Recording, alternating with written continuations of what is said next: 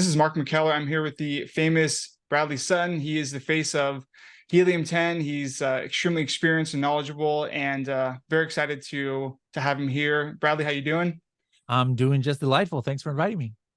Cool. Well, Bradley, I've been watching a lot of your content, and for one, it's like very underestimated. I mean, like not underestimated, but I'm surprised that there's not millions of views just because they're so in depth and they're so like to the point that I want to make sure I do a good job of taking your content, your information, and giving it to my audience, to my sellers, so that they can be, very successful on Amazon. One of the things that I've recently watched was a video where you go very in depth on keywords and product categories.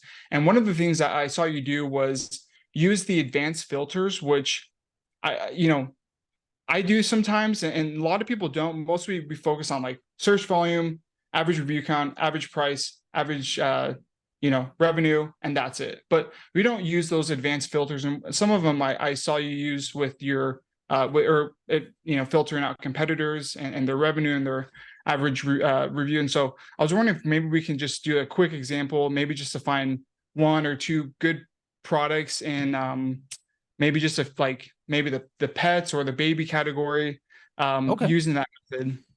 Yeah. So I think the tool you're talking about is Black Box. And then, I think the traditional way that people look for product opportunity in Black Box is the Black Box products tool.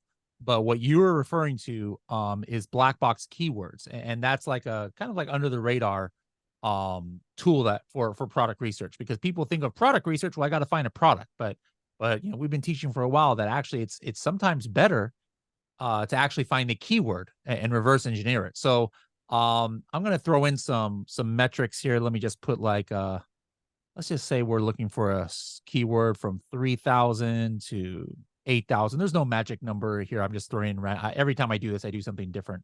Okay. Let's say we're looking for a product or a keyword where most of the products on average are like between 20 and 60 bucks retail. And then the advanced, or actually, what categories did you say you wanted me to pick? Did you say baby? Yeah. Can we do the babies, the arts, crafts, and sewing? Barely do that one. Cool. And let's do two more if that's okay. How about like pets, supplies, or pets? And how about kitchen and dining? That's always a good one. Got it. All right. Let's see here. What else do I want to do? All right, I'm just gonna go. I'm gonna try and go directly here to the competitor revenue. Now, there's two different ways I can do this. What these advanced filters down here, the competitor revenue and the competitor reviews and the competitor ratings, these are cool because they laser focus and look at the top 10 results. Because you're not always competing with every single person on page one. A lot of the products I buy when I shop on Amazon, I probably pick from the first 10 results. So if I'm laser focused on the search results, not only on page one, but the first 10, now it's going to give me like a really good idea about what, how the strength of the competitors are. So there's like literally complete opposite ways we can do this. I'll just show you one way, but that's the beauty about these filters is like there's not a one right way or a wrong way to use it. Everybody can do what works for them. So I'm actually gonna do something different than probably you've seen me do. I probably did the one where I said, hey, I would like to see where at least 5 sellers are making at least $5,000 a month on Amazon. I'm gonna flip the script and do a complete opposite. That might be illogical here, but I'm gonna say I want a maximum of 2 sellers, minimum of 1, maximum of 2 doing $10,000 a month, and everybody else is not doing that well. And so my thinking here is maybe I can find a niche where there's maybe only 1 or 2 guys who are just killing the game, and I can easily steal their sales. Now, if I did the opposite, it's not a bad thing. If I say, you know what? No, I don't want a maximum of 2. I want like at least 6 people in the top 10, all doing $5,000 or something like that. Nothing wrong with that. It'll give me a different set of results, but this just shows the diversity here. And competitor reviews, let's just say that, hey, at least at least 7. This might be a little bit ambitious here, but I'm gonna say at least 7 of that, the top 10, have less than 150 reviews. So that's a kind of like a newer niche. So let's just see what kind of keywords And come can up I ask here. you just a quick question about Sure. those advanced filters? So this is, I don't want to spend too much time on this, but number of competing products, right? I've studied this a lot. I've watched so much content on it. Well, what is that magic number? Is it max 2,000? We don't want competing products that are like 10 or 15,000. Usually, I try to set that max about maybe 1 or 2,000. Would you say that's on par, or what would you say is the Yeah. best So for a for me, newer I don't. seller? I usually don't use this filter. Not that it's not beneficial. There's some people who only go directly here.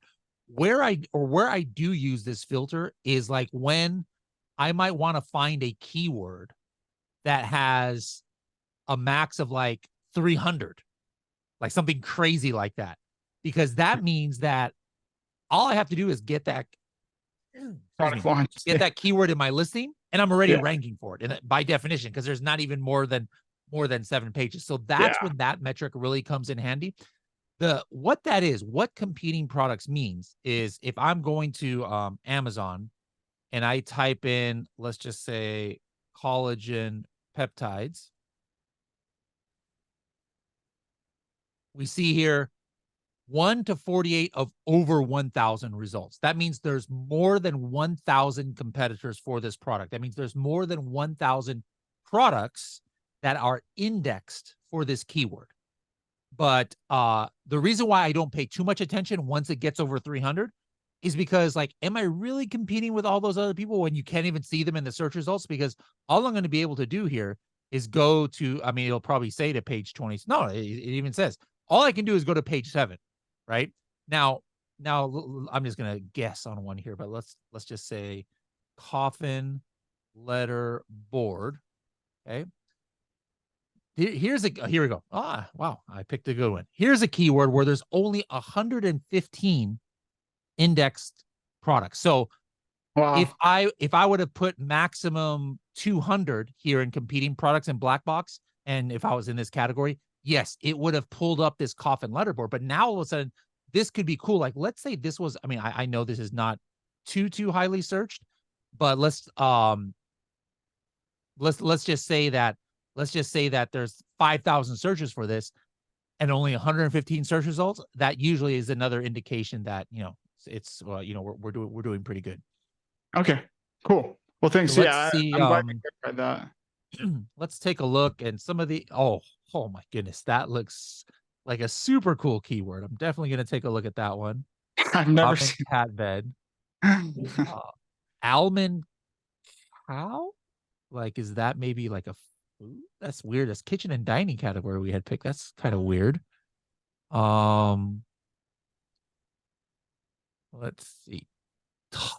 Tufting cloth? The heck does this word mean? That's what I love about this. Like, you always find stuff that you might have never even considered, Totally. or that you didn't even know existed. Coffee syrup. I think we might almost spend all our time on here. This is always the most fun part. And Oh, then let's big just time. look at one where you would. All of these were ones that are like, wow, what the heck is that? But I Ooh, like to crochet always. blocking board. Yeah. I don't know what that is either. But then here, like wooden bowl, like to me, that's like not something weird, like so I want to go ahead and choose that one too, just to see what's going on there, because that's the cool thing too, is sometimes some of these things that you think are not opportunity might have some opportunity. Okay, I see what this ramen cat, like my cats or my son would definitely want me to get this for the cats. This is classic. Oh, Bradley, can I ask you, sorry to Yeah, interrupt, just a quick question. I go mean, like, ahead. oh, okay. I saw. So this is one thing that I've seen a lot is when you're looking at a keyword and all you see at the very top row is that specific keyword, and then all of a sudden all the other results are something that is similar to the product, but not Yes, exactly the keyword. Like that is a gold mine in my opinion right absolutely. there, because there's no competition, and Yeah, that's kind of the case here, I think. here we have a lot of ramen stuff, but then like all of a sudden, you could already see tear at the top that there's stuff that have nothing to do, like in the sponsored And those ads, guys have no like reviews. Yeah. yeah, they don't even. Yeah, oh yeah, look at this. I mean, how often can you get a high search volume? What was the search volume on this keyword? Let's take a look here. I was the first, it was like 3,000 or something, right? Yeah, 3,400. And here I'm looking at the very first few results. Look at this. The Wow, page one position 3 only has 4 reviews. too easy. Page one position 6 has 1 review and it's 1 star, and they're the 6th one on the page. That just shows you how wide open this niche is. All right, so there's a weird Wow. potential opportunity. What's this? Almond cow. Okay, this might be a brand name. Yeah, almond cow is definitely a brand name, which is fine. Like no, you don't know that when you look here. Sorry to interrupt. Can I ask you just one more question? So, uh, from what I've learned, if Amazon displays products in a row instead of or sorry, instead of in a column instead of rows, kind of like this case, this is Mhm. because there's not a ton of supply of this product. Is that correct? It's kind of hit or miss. I wouldn't say that per se. Oh, Like okay. there are some situations where that's definite, but like sometimes there might be like if you were to type in like power bank, which is just tons and tons, like you might see this kind of result. So sometimes just Amazon does strange things that you can't really make sense of. Okay.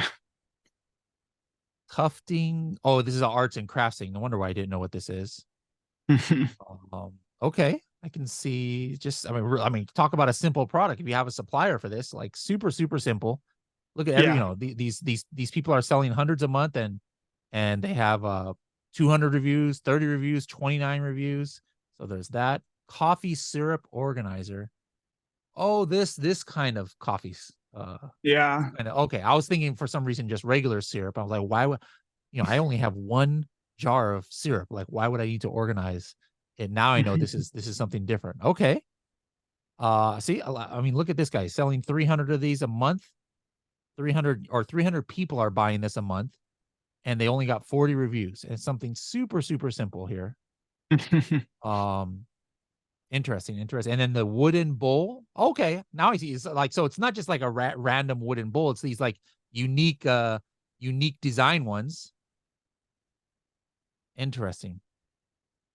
Well, and brother, one thing I actually kind of wanted to ask you, and this actually was, these are all like super solid potential products, like Mhm. for starters. But I actually kind of wanted to take a step back and kind of ask you about, just real quick, when you're entering the price points, $20 to $60, and right, like that's always like very subjective, right? Like whatever you want. One thing that I've noticed is I've gotten more into looking at products with a lower price point around $10 to $15, but maybe just for new sellers, if they're tied on capital, where I just want to help them like Yeah. have a W, like have a win, and if it's a Yeah, lower. if you're not like, hey, I need to become a millionaire within 5 months, there's nothing wrong with going for lower. Like the you can that's why we have those filters there, and why it's a wide open filter. It's not like we don't lock you into choosing a certain price. Like I once launched 12 products at the same time for a total of only $5,000. And every Wow. single one of them was under $10 except for one. That's why I was able to afford 12. Just to prove how you don't need to have tons of money. So like obviously if I only launched one product, I could have done it for less than $700, investment, because I did 12 for 5,000. So if you're like, hey, I just want to get my feet wet, or I want to have just some steady income. Yeah, some of these 8, 9, $10 products, $11 products, you can have some volume. It's just that because of all the Amazon fees and then shipping and stuff, your profit might not be too much. But there's nothing wrong at all with doing cheaper products. On the flip side, let's say you're somebody out there is a really they're a big baller. They've got like $100,000 that they want to invest. I would put minimum $100 as a retail price, knowing that, hey, I can afford to invest in a product that costs $100. But guess what? Hardly anybody else will. So maybe that's my opportunity. So like Absolutely. you could go absolutely go either way on that price range. Absolutely. Yeah. And one thing that I've been really learning and trying to help people understand is at the end of the day, like one, you're trying to start your business, but you're trying to ultimately see a return on your money. And if you could still get a good return at, you know, 15, 20, 25, 30% on these smaller price products, like absolutely move forward with that. It's just important that they start now instead of procrastinating another 6 or 12 months and kind of keep waiting. And anyway, so I'm glad you answer that one.